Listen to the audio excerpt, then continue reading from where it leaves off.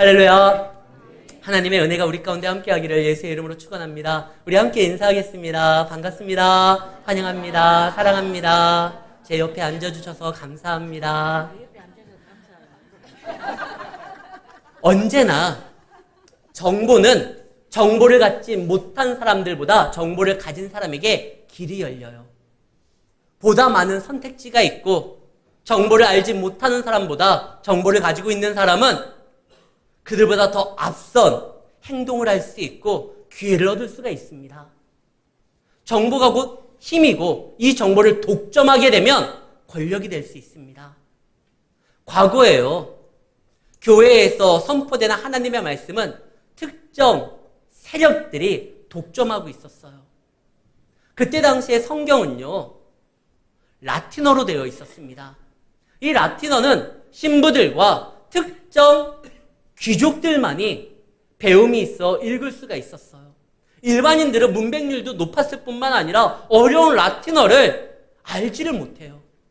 그들이 하나님의 말씀을 어디에서 듣느냐? 주일날 교회에 나오면 신부가 성경에 자물쇠를 엽니다. 그리고 펼치죠. 그들은 성경을 자신의 집에 한 권씩 가지고 있을 수도 없었어요. 그때 당시에는. 오직 성경의 말씀을 듣는 기회는 주일에 자물쇠를 풀고 성경을 펼쳐서 이야기하는 신부의 입을 통해서 그 말씀을 알게 되는 거예요. 신부가 성경 말씀을 라틴어로 읽습니다. 뭔 말인지 모르겠어요. 근데 이제 해석을 하는데 그 교회가 의도하는 방향대로 말씀을 왜곡해서 전해도 확인할 방법이 없는 거예요. 말도 안 되잖아요. 돈을 내면 지옥에서 연옥으로 가고 또 돈을 내면 면죄부를 사면 그 연옥에서 천국으로 이동되고 성경에 그런 말이 없어요. 그런데 사람들은 알지를 못합니다. 왜? 성경을 볼 수가 없으니까요. 이때 당시에는 특정 소수만 그 성경의 말씀을 독점하고 그들이 왜곡해도 확인이 안 되니까 말씀을 가지고 장난질을 쳐도 어떻게 할 수가 없습니다. 그때 신부였었던 루터가 아니다. 말씀에는 그런 내용이 없는데 그래서 독일어로 번역을 하죠. 그때 당시에 구텐베르크가 인쇄술을 이제 만들게 되어서 성경이 이제 모든 사람들에게 독일어로 번역된 성경을 갖게 됩니다. 그리고 자신들의 눈으로 성경을 읽어보니까 그런 내용이 없는 거예요. 구원은 면죄부를 사서 천국으로 가는 것이 아니라 오직 믿음으로 예수 그리스도의 보혈의 공로를 믿고 주님을 의지함으로 가는 거예요. 이 말씀에 독점하면은 잘못 왜곡되는 현상이 일어나는 것을 우리가 중세교회에서 보게 되거든요. 말씀은 독점하는 것이 아닙니다. 복음은요, 신당동 떡볶이가 아니에요. 자기만 그 맛의 비밀을 알고 자기만 누리고 며느리에게도 안 알려주는 복음은 그런 게 아니에요. 복음은 어떻게 되는 거죠? 땅끝까지 이르러 내 복음을 전하라. 이 복음은요, 전하고 나타나고 선포해야 돼서 모든 사람들이 이 말씀의 능력을 알게 되고 이 말씀의 맛을 통하여 거룩한 성도로서 변화되어야 되는 것입니다. 독점하면 안 돼요. 그리고 이 말씀을 알았다고 하면 전할 뿐만 아니라 이 말씀을 활용할 줄 알아야 돼요. 이 말씀을 붙들고 이 말씀을 새겨야 됩니다. 그런데 이런 귀한 정보를 가졌는데도 우리가 독점하려고 하거나 나누려고 하지 않으면 그 다음에 또 이 말씀에 헌신되지 않으면 아무 소용이 없어요. 제가 얼마 전에 우리 집사님에게 정말 놀라운 꿀팁 하나를 알게 되었습니다. 목사님, 토스를 좀 까세요. 왜요? 일단 까세요. 까니까 그 옆에 토스라는 것을 가지고 있는 사람이 있으면 10원이 적립이 돼요. 그냥요. 그러면서 그분이 말씀해 줍니다. 목사님, 푸른기를 한 1시간 그걸 켜놓고 왔다 갔다 하면 한 300원 정도가 들어온대요. 야, 이런 정보가. 그래서 제가 생각했죠. 굳이 운동할 필요가 뭐가 있느냐. 자, 여러분들 핸드폰 토스 켜보세요. 이 자리에서 틀면 그냥 탁탁탁 들어올 거 아니에요. 그러니까 정보를 알고 있으면 남들보다 더 많은 혜택을 받을 수가 있어요.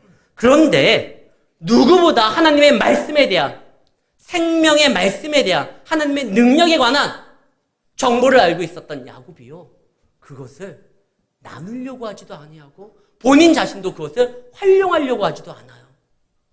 오늘 말씀에 보면은 야곱이 놀라운 건 그 자신에게 허락된 하나님의 약속, 자신의 집안에 허락된 하나님의 은총을 자녀들과 이야기를 하지 않고 공유하지를 않아요. 자기는 하나님과 씨름했죠. 이름이 바뀌었죠. 하나님의 능력을 보았죠. 마하나임 천군 천사들이 자기를 호위하는 장면을 알고 있죠. 그런데 가족들에게 얘기를 하지 않아요. 어느 장면에서 알 수 있느냐? 만약에 살아있는 하나님을 본인이 가족들에게 제대로 전달하고 나타냈으면 이 가족들이 감히 이 인격의 하나님, 능력의 하나님을 모시는데 자기 집안에, 자기 방에 금신상을, 이방신상을 모셔두지 않았겠죠. 야곱이 이상하게 일이 자꾸 꼬여요. 내가 이곳에 온 거 하나님의 약속으로 왔는데 왜 내 집안에 자꾸 문제가 터지고 내 부인들은 서로 못 잡아먹어서 안달이고 자녀들은 서로 싸우고 내 사랑하는 딸은 큰 수치를 당하고 왜 이럴까? 복 있는 사람은 그 자리가, 위치가 중요합니다. 악인의 자리에 서지 아니하고 의인의 자리에 서야 되는데 지금 야곱이요. 약속의 땅은 왔지만 그 땅에서 하나님을 붙들고 성도로서, 예배자로서 살아가지를 않아요. 원래 그 땅에 들어가면 제일 먼저 뭐 해야 되죠? 야곱이? 베델에 가야 돼요. 그 예배의 장소에 가서 거기에서 하나님 앞에 자신을 드러내고 하나님의 인도함을 받아야 돼요. 근데 야곱이 베델로 안 가요. 이상하게 안 가요. 왜 안 갈까요? 군대에서 어려움을 당하고 제대하신 분들은 제대를 한 후에도요. 그쪽 방향으로는 화장실도 안 가요. 징글징글하거든요. 야곱에게 있어서 베델은 그래요. 원래 야곱은 부잣집 아들이었습니다.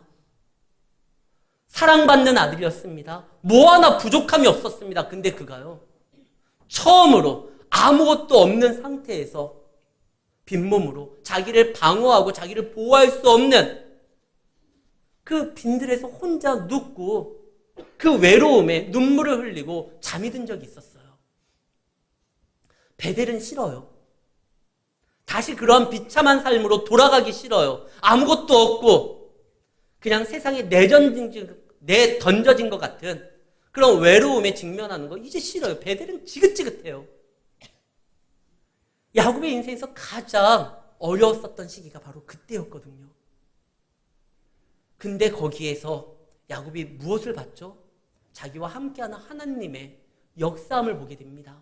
그래서 여기가 하나님의 집이다. 하나님, 내가 다시 돌아오면 이곳에서 하나님 앞에 예배를 드리고 하나님을 인정하는 삶을 살아가겠습니다. 11조를 드리고 하나님 앞에 예배를 드리고 그 말은 나의 전부를 하나님 앞에 드리며 이제 하나님으로 인하여 살겠다는 고백인데 지금은요 아쉬울 게 없거든요. 너무나 큰 거부거든요.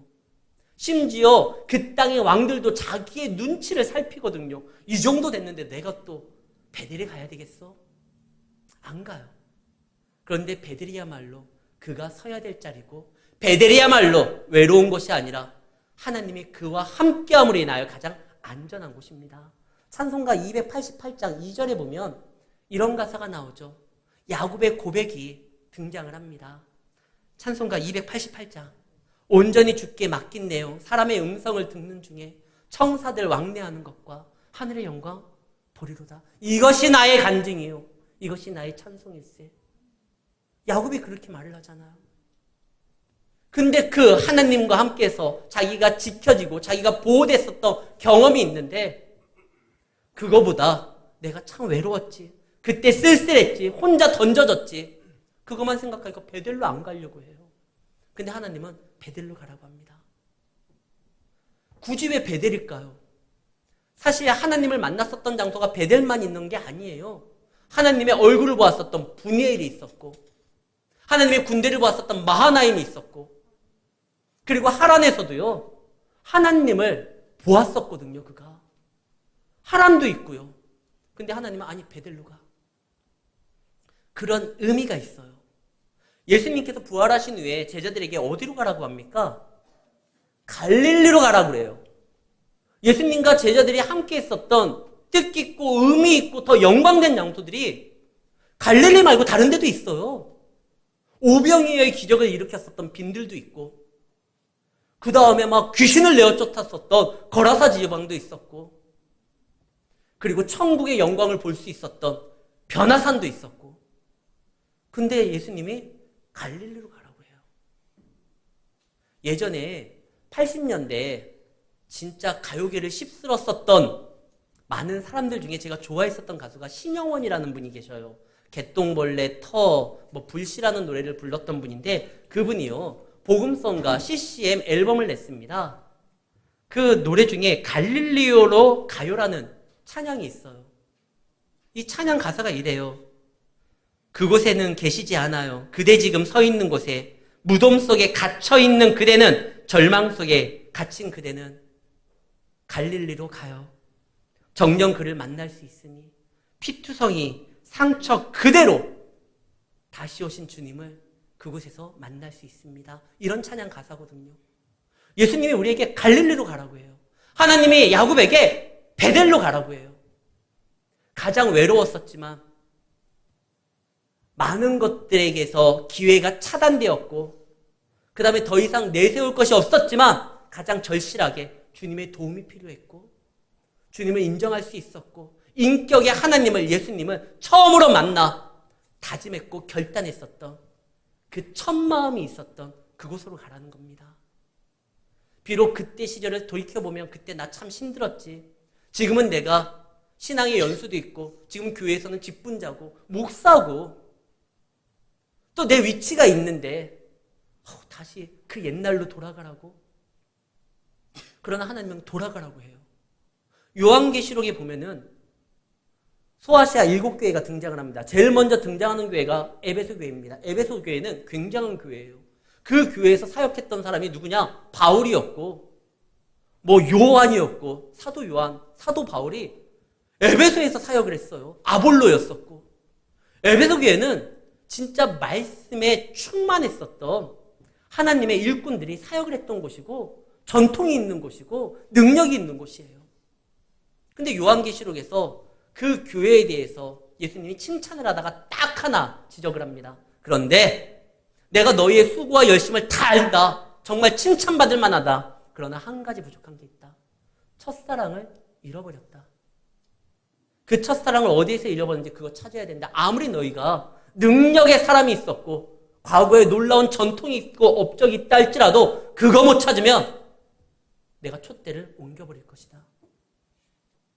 우리는요, 신앙의 연수가 깊어져서 나의 어떠한 경험이 풍부해지는 것이 우리의 어떠한 신앙의 경주를 다 이루었다라고 생각하면 안 돼요.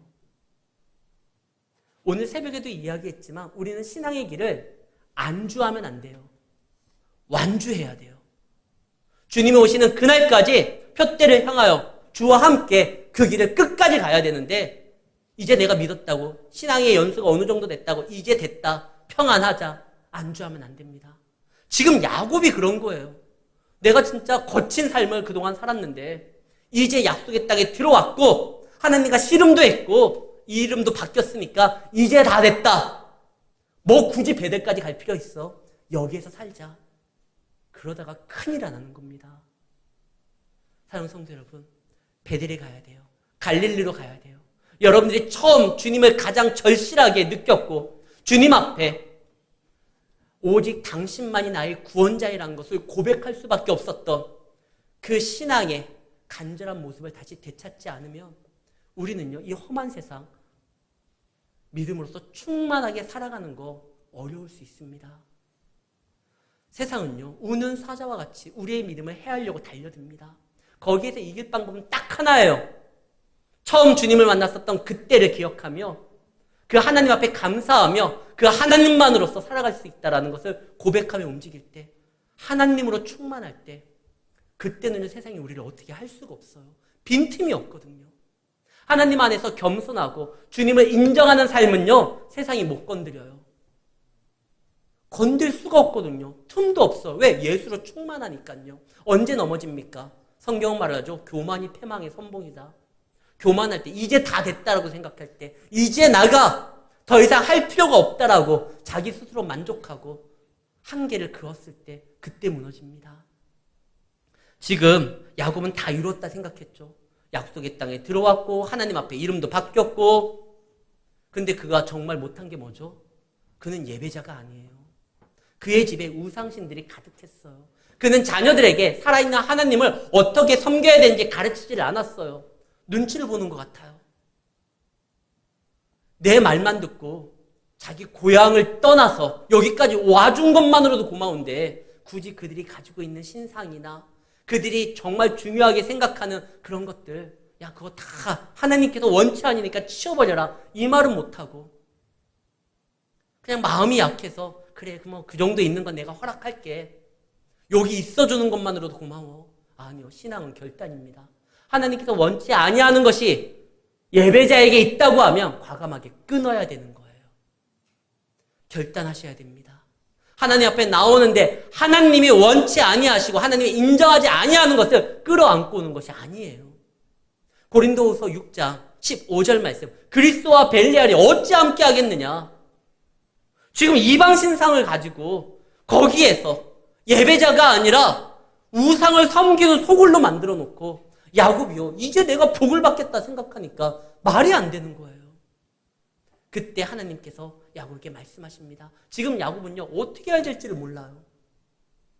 지금 어떻게 할까? 내 딸은 수치를 당했고, 내 아들들은 살인자가 됐고, 또 다른 아들들은 약탈자가 됐고, 너희들 어떻게 해서 이렇게 행동했느냐 아들들한테 말하니까 아들들이 34장이 뭐라고 해요? 우리가 뭘 잘못했냐? 내 동생이 수치를 당하는 거 그냥 가만히 보고 있습니까? 침묵하는 게 옳습니까? 오히려 아버지에게 막 승을 내죠. 지난주에 이야기했지만 아무리 정의가 옳다 할지라도 하나님이 배제된 정의는 성도의 답이 될 수 없습니다. 야곱은 하나님께 묻지 아니하고 그냥 자신들의 어떤 기분과 아들들에게 이 모든 일을 맡겼어요. 근데 일이 더 꼬이는 거예요. 이제 그들은 살인자가 됐습니다. 떠나야 되는 거예요. 어디로 떠납니까? 에서한테 가자니 에서 만만치 않아요. 다시 하란으로 돌아가자니 라반 녹록치 않아요. 가나안 땅에 빌붙으려고 하는데 지금 자신들을 처단하려고 하는 무리들이 너무나 많아요. 그러니까 지금 갈 데가 없어요. 야곱이 길이 없어요. 어디로 가야 될지 몰라. 눈물만 흘립니다. 그때 하나님이 말씀하시죠. 야곱아, 일어나라. 내가 너를 만났었던 그 베델로 가서 제단을 쌓고 예배자가 되라.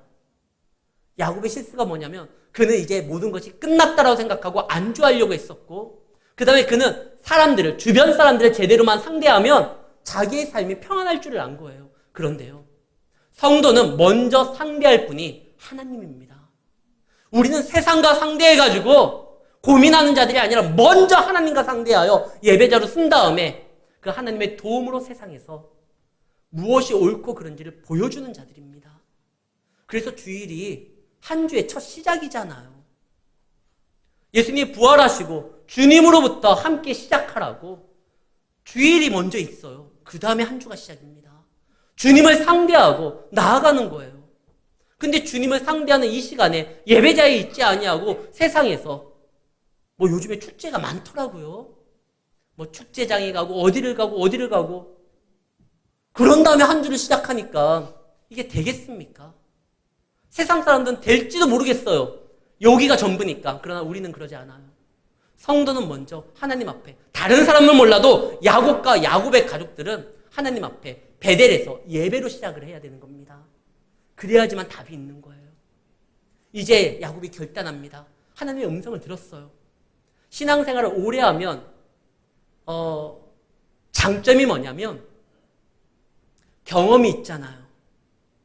하나님의 음성과 말씀을 들었을 때, 반응했을 때 하나님의 은혜를, 하나님이 역사하는 것을 한 번씩 경험이 있기 때문에 우리가 헤매다가도 그때의 어떠한 경험이 다시 한번 생각나면 정신을 차리게 돼요. 야곱이 그동안 이제 다 끝났다 생각해서 여기에서 그냥 내가 눌러 앉아서 살면 되겠다 싶었는데 그가 예배자의 길을 벗어났다가 일이 꼬이다가 갑자기 하나님께서 그의 삶에 훅 들어오셔서 말씀하십니다. 35장 1절, 여호와가 야곱에게 이르시되 일어나. 그분이 말씀하시니까 야곱이 정신이 번쩍 드는 거예요. 그동안 그의 인생에 있어서 언제나 하나님의 말씀하실 때 그 말씀을 붙들었을 때 상황이 정리됐었거든요. 그래, 그분이 말씀하시는데 그래, 일어나 베델로 가자. 근데 베델로 갈 때 예배자가 하나님 앞에 설 때 가지고 가지 말아야 될 것들, 아무리 그것이 비싸고 좋아 보인다 할지라도 야, 그거 다 치워버리자. 그래서 가족들한테 말을 합니다. 너희들 우방신상과 금고리들을 다 가지고 와라. 하나님이 그걸 원치 않는다. 예배자의 삶에 그것들이 있으면 안 된다. 너희들이 삶의 중심으로 모셔뒀었던 그 우방신들, 그들이 왜 우방신을 갖고 왔을까요? 그것이 자신들에게 마음의 위로가 된다고 생각을 했어요. 그리고 여차하면 우방신상들은요, 값이 좀 나가거든요. 뭐 비상금으로 쓸 수도 있었을 거고, 그 마음의 위안이 되고 뭔가 든든한 자신의 어떤 보험 같은 거였는데 그거 다 그냥 묻어버리자. 하나님께서 당신의 백성을 부를 때요, 출애굽기 33장에 보면은 하나님께서 먼저 뭐라고 하죠? 호렙산으로부터 그들의 장신구를 떼어내리라. 하나님 앞에 쓸 때, 말씀이 선포되는 자리에 왔었을 때 먼저 모세가요, 여호와의 말씀대로 백성들에게 말을 합니다. 너희들 단장품을 제해라. 장신구를 제해라. 떼어버려라. 하나님 앞에 쓸 때 그런 것들이 같이 있을 수 없다. 이거 아까운데, 이게 재산인데, 그동안 이것이 우리의 마음에 위로를 줬는데 이젠 그거 없이도 살아갈 수 있는 길이 열릴 테니까 그거 걱정하지 말아라. 싸움을 할 때요, 가장 든든한 무기는 고대 근동 아시아 때는요, 말과 병거였습니다. 여호수아가 전쟁이 임하는데 상대는 말이 있었고 병거가 있었고 이스라엘 백성들은 그것이 없었어요. 근데 하나님이 말씀합니다. 내가 그거 주겠다. 내가 승리를 안겨주겠다. 근데 그 승리를 통하여 전리품으로 받게 되는 그들의 말과 그들의 병거를 잘 활용해라. 이렇게 말하지 않아요. 여호수아 11장 6절에 보면 하나님이 이렇게 말씀하시죠. 내일 이맘때에 내가 그들을 이스라엘 앞에 넘겨주어 몰살시킬 건데 너는 그들의 말의 뒷발을, 심줄을 끊어버리고 병거는 불살라버려라. 그거 의지하지 말아라. 그거 의지했던 자들이 얼마나 하나님의 능력 앞에 허망하게 무너지는 거 내가 승리로 보여줬으니까 너희들 그 멸망당하는 거, 허망한 거 붙들지 말아라. 내가 친히 너희의 마병이 되고 너희의 병거가 되어줄 것이다. 성경에 보면 인간 계산기가 하나 나옵니다.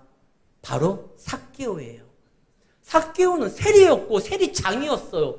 그는 계산이 엄청 빨랐어요. 그 삭개오가 무시를 당하고 매국노라는 소리를 들었을 때도 그가 버틸 수 있는 건 그가 모았었던 재물이에요. 그래, 사람들이 뭐라고 해도 삭개오는 굉장히 계산적인 사람이었습니다. 근데 예수님이 와라. 내가 오늘 너희 집에 함께 하겠다 해서 막 하나님의 말씀을 삭개오와 음식을 나누면서 들려주니까 삭개오가 은혜 받아서 이런 말을 합니다. 원래 삭개오의 입에서 그런 말이 안 나와요. 내 재산 반을 잘라서 가난한 사람 주겠습니다. 그리고 내가 혹시 누구의 것을 이렇게 가져온 게 있다고 하면 4배로 돌려주겠습니다. 아마 그 얘기를 듣던 주변 사람들이 깜짝 놀랐을 거예요. 아니, 다른 사람도 아니고 삭개오가? 근데 삭개오는 이제 알게 된 거예요. 내가 이거 붙들어야지만 사람들이 나를 무시하지 않고 이 험한 세상에서 내가 살아갈 수 있는 유일한 길이라 생각했는데 아니요, 예수님과 대화하니까 또 다른 길이 있는 거예요. 이거 말고 주님이 제시하는 제자의 길이 있고 성도의 길이 있는 거예요. 그리고 그곳에 하나님의 능력이 있는 거죠. 그가 그렇게 고백했을 때 예수님이 뭐라고 합니까? 오늘 이 집에 구원이 임했다. 오늘 이 집에 하나님의 능력이 임했다. 그가 아브라함의 자손이다. 이 말을 합니다. 하나님은 당신의 자녀, 당신의 백성을 포기하지 않아요. 끝까지 책임지십니다. 우리는요, 그 우방신, 그리고 우리가 세상에 이렇게 무엇인가 붙들 만한 것들, 내 나름대로의 비장의 카드가 있는 거, 그것이 하나님 앞에 성도로서 붙들지 말아야 될 것이라고 하면 포기하십시오. 괜찮아요. 그거 포기해도 성도는 살 수가 있습니다. 그분이 책임져 줍니다. 그것들을 붙들었을 때 자기를 죽이려고 하는 세겜 족속과 가나안 족속 사람들을 야곱은 감당을 못했는데요. 그걸 다 그냥 파다 묶고 가자, 베델로. 이제 우리는 예배자다. 너희들 내가 그동안 너희들 눈치 보고 너희들이 안쓰러워서 너희들이 붙들고 있는 거 내가 그냥 묵인해주고 침묵해줬는데 내가 크게 잘못했다. 내가 알고 있는 하나님의 지식을 너희들에게 제대로 전해주지 못하고 너희들을 가르치지 못해서 우리 집안이 이 난리가 난 거구나. 베델로 가자. 그때 그들이 움직일 때 어떻게 했죠? 5절. 그들이 떠났으나 하나님이 그 사명 고울들로 크게 두려워하게 하셨으므로 야곱의 아들들을 추격하는 자가 없었더라. 그 이방 신상 붙들 때는요, 그들을 죽이려는 자들이 언제든지 달려들려고 준비하고 있었는데, 그것 때문에 두려워가지고 어떻게 해야 될지 몰랐는데, 그가요, 하나님을 바라보고 나아갔을 때 한 방에 정리되는 거예요. 하나님은, 우리의 하나님은 여러분들이 생각하는 것보다 훨씬 더 능력자이시고, 우리에 대한 당신의 역사를요, 아끼지 않아요. 그냥 퍼부어 주십니다. 그래서 지금 베델로 가요. 그래, 가자! 가가지고 거기에서 다시 한번 하나님과 언약 갱신을 합니다. 하나님이 다시 야곱에 속해 있는 사람들을 교회로 세울 걸 작정하셨어요. 생각해보면 야곱의 구성원들이 어떻죠? 순 사기꾼이에요. 약탈자들이에요. 살인자들이에요. 형제도 용납하지 못하는 사람들이에요. 근데 하나님이요, 그들을 다시 교회로 세우려고 해요.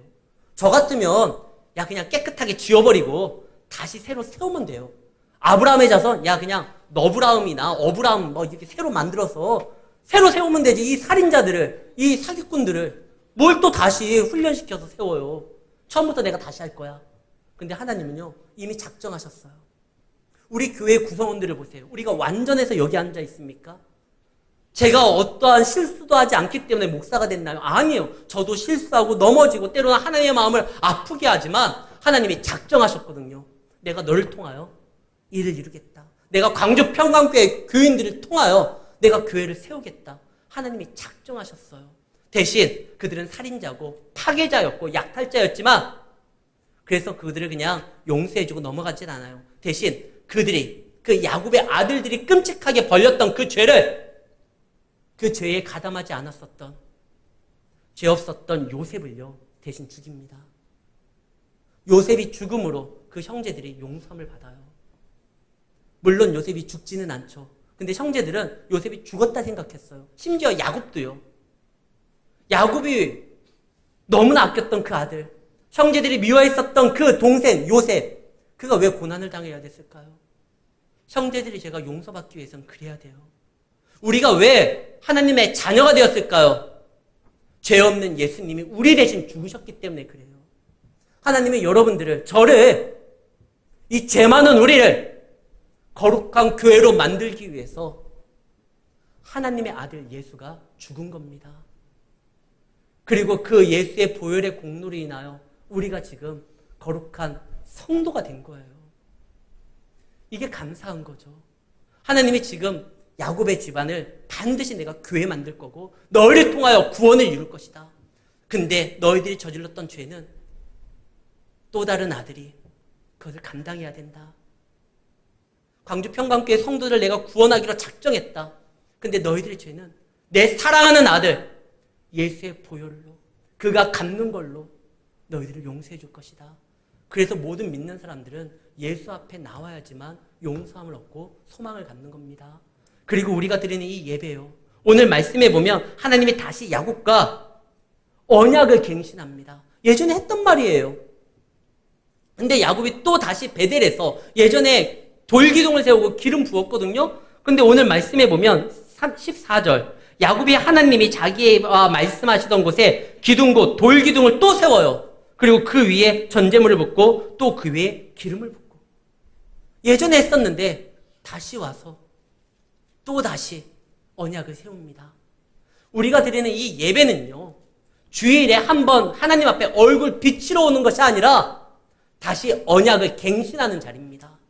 그동안 우리가 알지 못하고 또 세상에 힘들다 보니까 세상에서 죄에 물들고 하나님과 관계가 깨어진 거, 다시 하나님 앞에 나와서 주일의 예배는 그래요, 하나님 다시 주님의 귀한 자녀로서 살겠습니다, 결단하고 돌이키는 자리예요. 그래서 우리에겐 주일이 굉장히 중요합니다. 예배를 드리는 이 시간이 굉장히 소중합니다. 이때 하나님이 다시 똑같은 약속 줘요. 내가 후손을 줄 것이고 땅을 줄 것이다. 성도의 가장 큰 축복이 무엇이냐? 하나님 나라가 되는 겁니다. 후손과 땅은요, 나라를 이루겠다는 하나님의 뜻이에요. 내가 너와 너의 후손과 너에 속해 있는 모든 사람들을 내가 하나님 나라로 만들겠다. 교회가 되겠다. 가장 큰 축복은 교회가 되는 것이고 그분의 나라가 되는 것입니다. 그러면 그분과 연합되는 것이고 그분이 우리 삶에 들어오시는 거예요. 교회는 하나님의 함께하는 곳이니까요. 여러분들이 교회가 되면 음부의 검세가 여러분의 삶을 해할 수가 없습니다. 야곱이 건강한 교회가 되었다고 하면 세겜이 아니라 더한 것들도 야곱을 건들 수가 없었던 거예요. 근데 이제 그들이 다시 언약을 갱신하고 하나님 앞에 나아갑니다. 사랑하는 성도 여러분, 이 시간이 굉장히 중요한 건 세상에 그동안 다시 죄악으로 물들었던 우리가 하나님의 자녀로서 돌이킬 수 있고 세워질 수 있는 자리이기 때문에 그렇습니다. 우리는 죄를 저질러요. 근데 후회를 하는 것이 아니라 우리는 회개를 하는 것입니다. 야곱은 죄송해요. 유다는 회개를 한 것이 아니라 후회를 했어요. 예수님을 판 다음에 이거 잘못한 건데 어떡하나 후회만 하다가 스스로 목을 맵니다. 근데 베드로는요. 회개를 하잖아요. 자신이 잘못한 거 다시 예수님 말씀 앞에 서서 주님의 말씀을 듣고 그가 결단하면서 사명을 받습니다. 그리고 새로운 삶을 살아가는 것이죠. 우리는요. 주일날 와서 그냥 지난날에 가고 내가 좀 잘못했는데 하나님 죄송해요. 그거 후회가 되네요. 이게 아니라 말씀 안에서 회개하고 그분과 함께 여러분들의 삶을 채우는 것입니다. 그때요. 하나님의 은혜가 그 약속된 축복이 여러분의 삶 가운데 채워짐으로 성도로서 살아가는 모든 길이 열리게 되는 것입니다. 사랑하는 성도 여러분, 우린 주님 앞에 섰습니다. 그리고 다시 베델에서 기름을 붓고 언약을 갱신합니다. 그러한 자에게 하나님은 똑같은 약속을 줘요. 그동안 우리가 얼마나 헤맸는지 그거 상관없이 그래, 내가 그때 너에게 약속했던 거 그거 그대로 다시 주겠다. 나와 함께 하자. 예배제로 살아가자. 내가 너와 앞서서 역사할 것이다. 이번 한 주도 주님과 함께 예배자로서 승리하며 믿음으로 살아가는 우리 성도님들이 되시기를 예수의 이름으로 축원합니다.